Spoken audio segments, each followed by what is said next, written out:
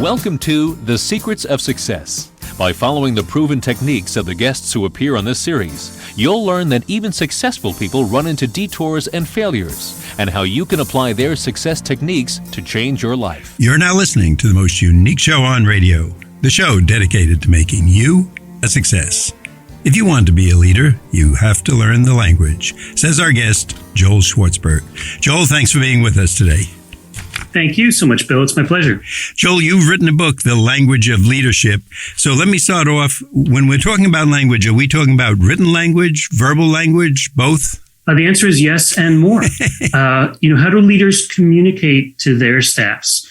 That's the question, and it's a critical question because we often read a lot of books about how leaders should be or act. But how do their staffs know that? Do they know it via telepathy or mime or performance art? No, they know it through communication and language. So to answer your question, Bill, this is about speeches, videos, posts, texts, emails, the communication avenues that leaders use, but it's also about listening.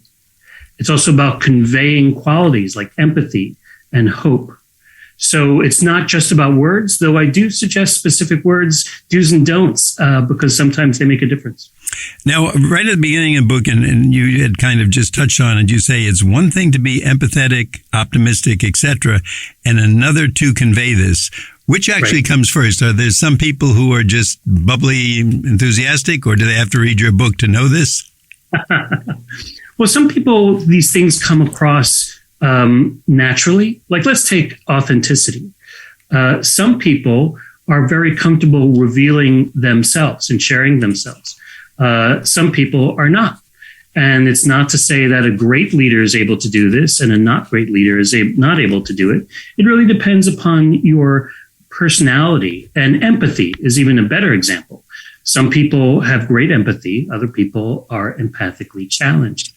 Depending on your, how you were raised and your DNA. So in the language of leadership, I like to either reinforce ideas that leaders already have, or I teach them. And again, it's about communication.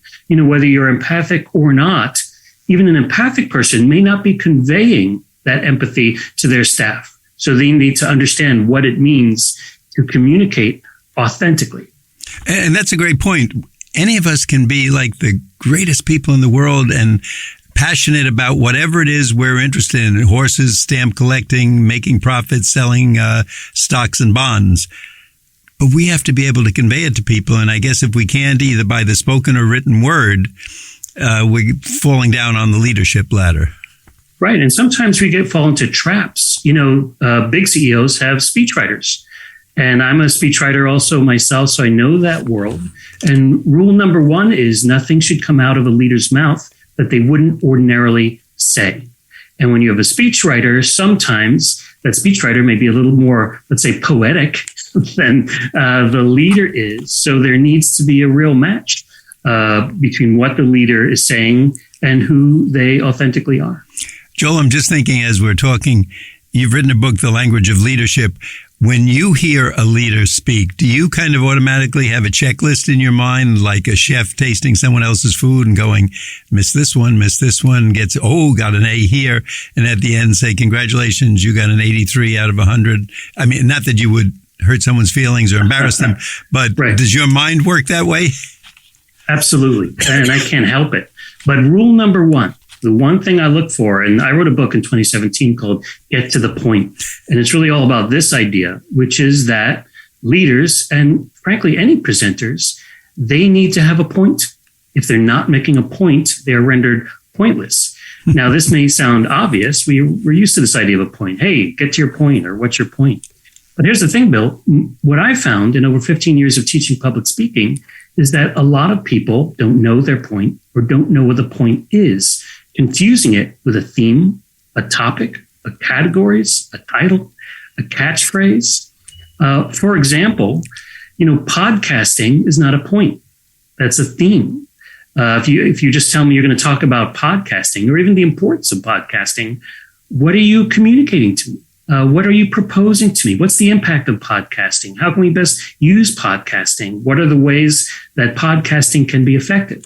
You're not making a point to me until you say something like, podcasting is the best way to reach our millennial audience. Now, that's an argument, and thus it's a point. I noticed in your book you said information alone rarely inspires. It must be connected to a goal or purpose.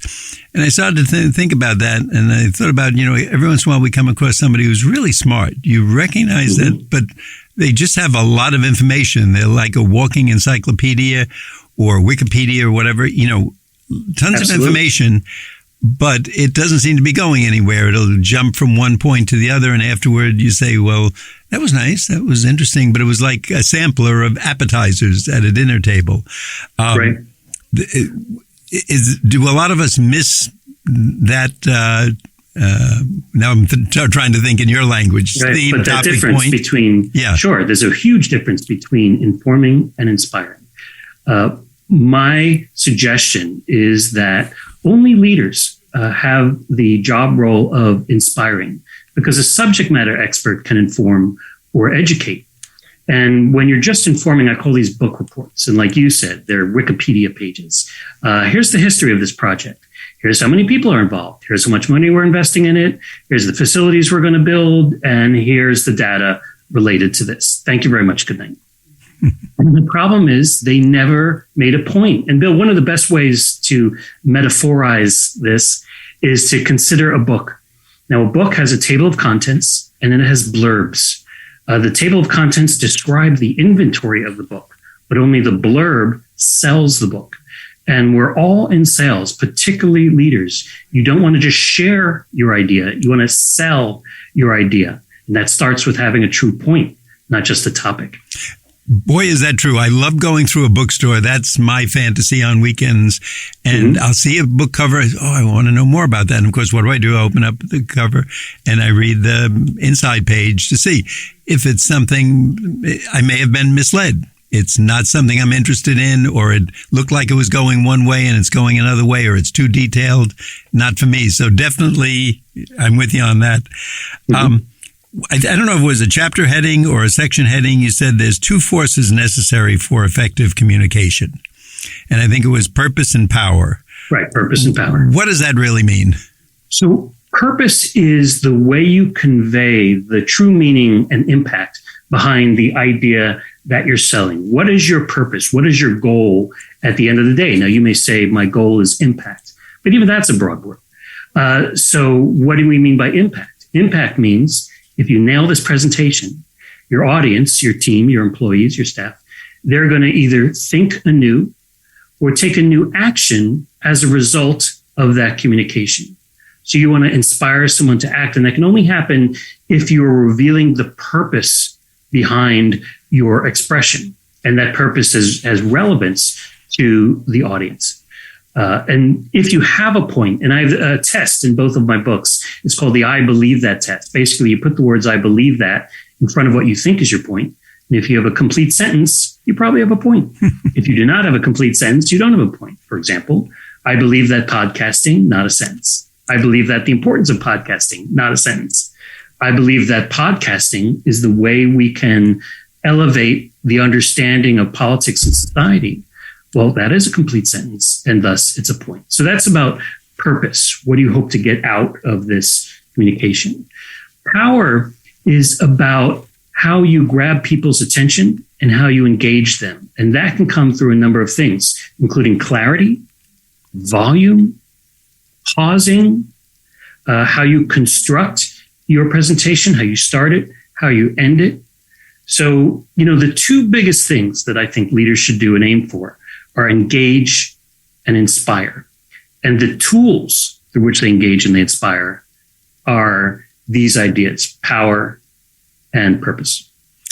Joel, I'm just wondering, who comes to you? I notice you use the word inspire, and when I think of inspiring, I'm thinking of a religious leader or maybe even the super salesperson who wants to inspire us to move up 2 steps and buy the better car or the more expensive bracelet or ring, something like that. So I'm just wondering, who typically is your market that you're serving? Is it all leaders? Is it middle management? Is it CEOs? I define leadership as anybody who steps up or is appointed to take ownership of a responsibility. So typically we think of a CEO, or maybe we think of anybody who's a people manager, as we call them these days.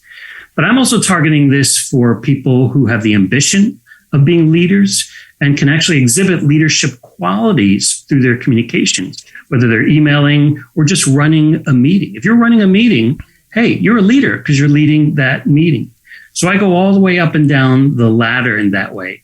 Though a lot of my clients are CEOs or they lead departments. And the idea of inspiring your team is about saying, here's the vision that I have.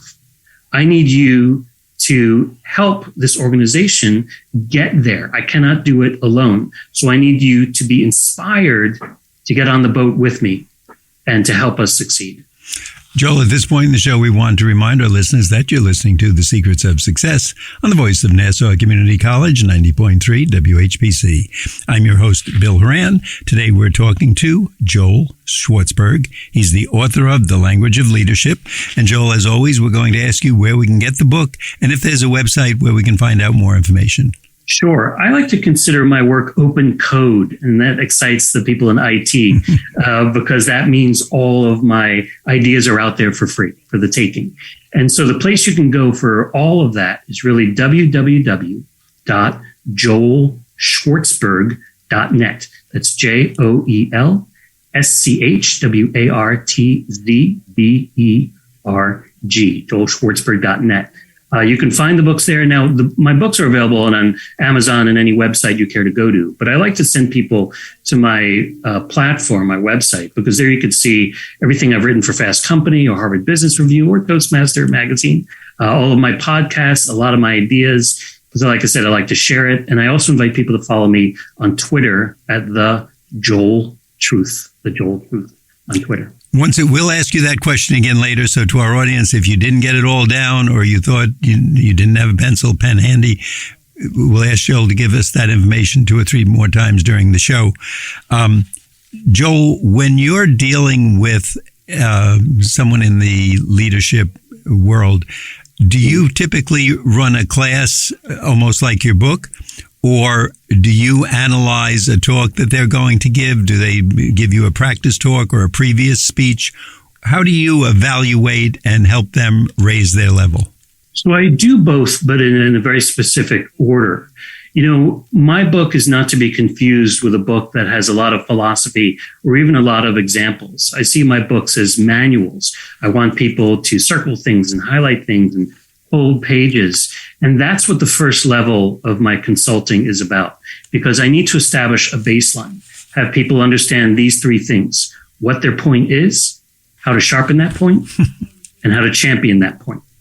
That's the baseline. If we don't do that first, then we'll be doing a lot of review and rework later. Then the second stage of that is I invite the client. Sometimes it's a CEO. Sometimes it's someone in HR or PR. I say, now come back to me with a specific presentation you're about to give internally or externally, or at a town hall or at a conference. Now because I'm also a writer, we can micro-focus on the words, on the structure, put it all together so that you are championing this idea with strong words that are clear, that are obvious, that are reinforced on your PowerPoint as well as, through your mouth and your mind. We also discuss how best to practice for these presentations, because there's effective practice and there's non-effective practice. There are things you could Google about public speaking that I don't believe in at all, like practicing in front of mirrors. I think that can be very destructive and counterproductive. So I like to keep people on the tips that I think really work. They work for me. And luckily, I have a day job where I do this as well. I'm a speechwriter. So I learn new things and try them out all the time. And every time I have a new idea, I think, I wish I could have gotten this into the book, but maybe I can write an article about this. So I'm always updating myself with new ideas. And Joel, to our audience, having gone through your book, The Language of Leadership, I'd like to point out that we all want to copy the people that we admire, the Tiger Woods if it's golf, or Michael Jordan, Tom Brady if it's football, perhaps, anybody in a sport, etc. So here we have someone who, A, you're out in the field, and 2, or B, I'm jumping from letters to numbers, the person we want to be like. So if we want to be a leader, we should copy and learn the language of the leaders. It makes sense. And there's lots of good tips in your book. And I will tell you, we've been doing the show 33 years. You bring up a lot of new angles. So this is not just rehashing something that maybe was written 10, 15, 20 years ago. In fact, right. And I actually encourage my clients not to mimic the people that they think are good speakers, whether it's Ronald Reagan or Michelle Obama or the head of Apple or the head of Amazon. Listen, they are not you and you are not them. And to tell you the truth, there are things you know and you have expertise in that nobody could present on but you, because you know it better than anyone. The biggest problem with mimicking or following great leaders and trying to do what they do is that you're not being true to yourself. What I like to do is turn up the volume on what people are doing, cut out some bad habits, but increase the volume on the good habits so they can be the best presenters they can be and not turn in a performance as someone else. And I draw a clear line between presentation and performance. Joel, I noticed in your book, and I wrote this comment down, you say, when you rehearse, ask, what point was I trying to make? Not was it a good talk, or did you like my talk, or is that nice? Because I guess most people, your wife, your co-worker goes, oh, that's good. Yeah, that's great. You did great. Yeah. But what were you really trying to do? Are you trying to inspire people to buy more cars, donate more money, become part of the foundation, etc.? How do you find that works? Does that work in reality? Do the people wind up doing that? Is that an easy tip to copy, or is that one, it sounds good, but they never do it? No, that's actually one of the true learnings, and one of the things people apply all the time. It's often an aha moment. And I'll tell you something else, Bill. It often makes people less nervous when they know it's not about me. It's not about people thinking me is funny or charismatic or interesting or smart or even a good leader. What does that do for me, for people to think of me as smart or funny, unless I want more public speaking gigs? Nothing. Every presentation is about delivery. That's what we call it, delivering a speech. You're delivering a point from your head to your audience. If you succeed in delivering that point, regardless of how funny or interesting or attractive or memorable or amazing you are, if you deliver that point, you succeed, even if you do it imperfectly. But if you are remembered as a brilliant speaker, I can't wait to see Bill again. He gave such a great presentation. That's me. You've got me exactly. Yeah, brilliant speaker, yes. And you ask, what idea was Bill trying to convey? I don't really remember, but Bill, what a guy. Then Bill, frankly, you failed because your job was not to get more friends or to make people like you or to think of you in a better way. Your job, not unlike a bicycle delivery person, is to deliver that point one way or another.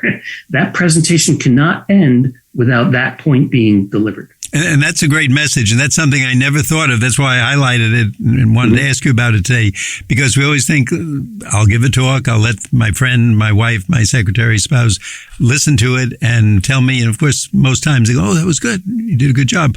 But they may not know what you're trying to achieve within the business or a foundation that you're working for, or not-for-profit, whatever. Right. And I'll give you the question. When someone watches you, after you're done, you go up to them and you don't say, how'd I do?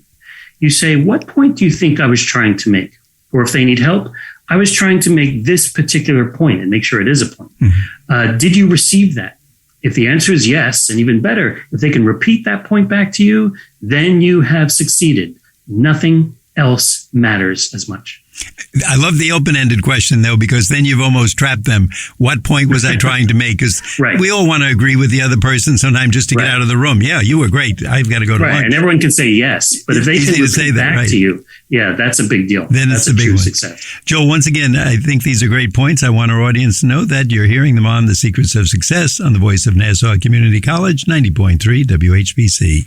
I'm Bill Horan. Our guest today is Joel Schwartzberg. He's the author of The Language of Leadership, How to Engage and Inspire Your Team. Joel, would you tell us where we can get your book and a website where we can find more information? Sure. My book is available on every place you normally order books, but you can learn more about it and also click to those places, whether it's Amazon or anywhere, by going to my website, which is www.joelschwartzberg, joelschwartzberg.net, JoelSchwartzberg. And Bill, I'll tell you, I'm pretty Googleable. My name is not Joel Smith. It's Joel Schwartzberg. There aren't that many of us. So if you Google my two names, Joel Schwartzberg, you'll probably get to my platform pretty quickly. And this is a good book and a fun read. And also, again, makes so much sense. If you want to be considered a leader, you want to be among the leaders, even if you just pick up 5 or 6 tips out of the entire book, you're going to be a better communicator. You're going to have more effective communicator. More effective, and whether it's inspiring or leading a sales team. And I'm going to bring that up because another note I made to myself, you say to end with an impact on people, not things. But suppose I'm the sales manager and I just want us to sell 100 units from our group by the end of the month, whatever that is, cars, refrigerators, computers. How do I work people into there? Because basically just get those sales out there and get the money in to make the big bosses happy. Right. Well, what you want to do is recognize what I call the highest potential outcome to the person you're speaking to. What moves them? So is what moves them saving the world or saving animals? Is what moves them or moves the company selling more Coca-Cola? Or is what moves them getting a higher commission? Are they moved by better revenue in fourth quarter? Once you identify that, then work backwards and create your communication so it ends on that point. Because here's the problem, Bill. Often I see a lot of speeches that end with, if we do this right, we'll get more traffic to our website. If we do this right, we'll be able to build more machines in school cafeterias. Or if we do this right, we can have more facilities all across the country. Those things are probably not the ultimate goal, nor the thing that really impacts people. And particularly in nonprofit, but often in corporate environments as well, if you end with an impact on a thing, like a website, like in terms of traffic, or like buildings or hamburgers, it is just not as impactful as you say, this will elevate society. This will make people happier because they have more options when they go to McDonald's. This will save more animal lives because we are involving more veterinarians. As opposed to saying we're going to increase the number of veterinarians, you should say we're going to help more animals survive and thrive. You're ending on a living thing: society, people, animals, your family's finances, public health, as opposed to non-living things, concrete things that honestly don't care. Joel, I seem to learn from other people's mistakes, especially when I hear someone did this or that.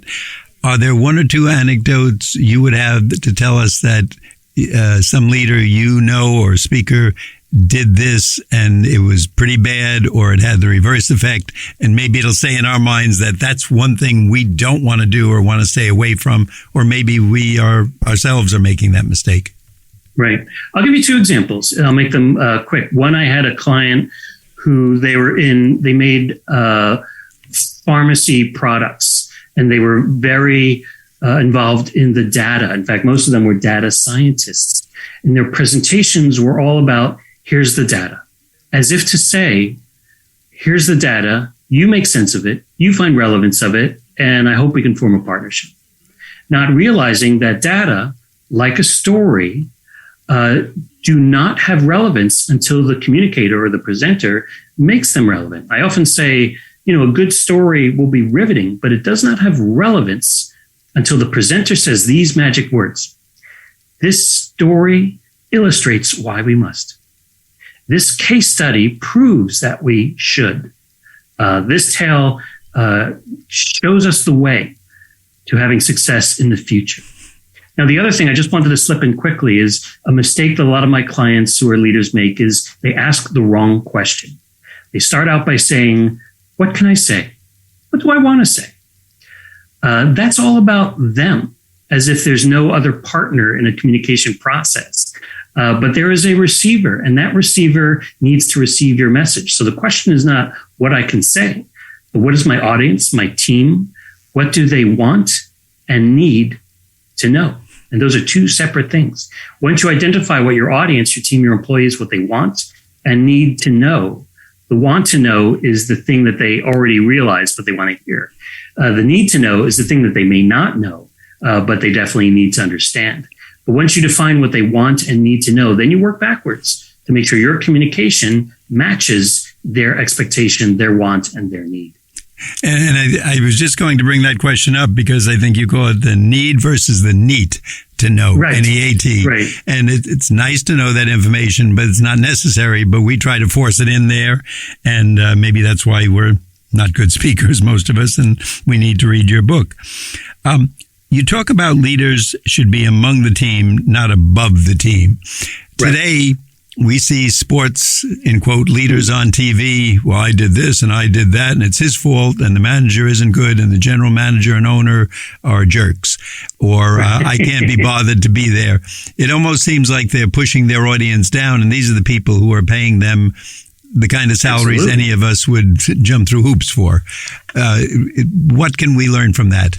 Every leader has a team. If you don't have a team, if you're working by yourself, you may have leadership qualities, but you're not really leader. So really talking about an environment where you need your team to succeed. If they were not there, you would not succeed. And to inspire them, you're not going to inspire them by focusing on yourself. And tactically, this means using I a lot. I feel this way. I think we should do this. I think our problem is this. I think your problem is this.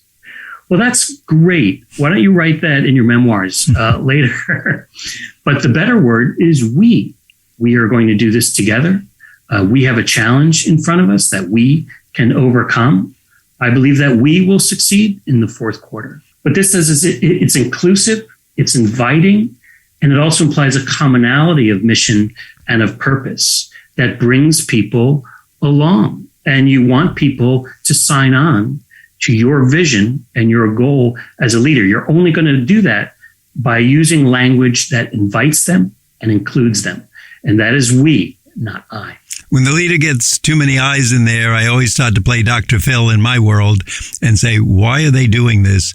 Why don't they give credit to their group? We all know they're out front. They're getting special attention, but there's obviously people behind them, whether it's generals, doctors, nurses, teachers, professors, who are really carrying the ball in the big game.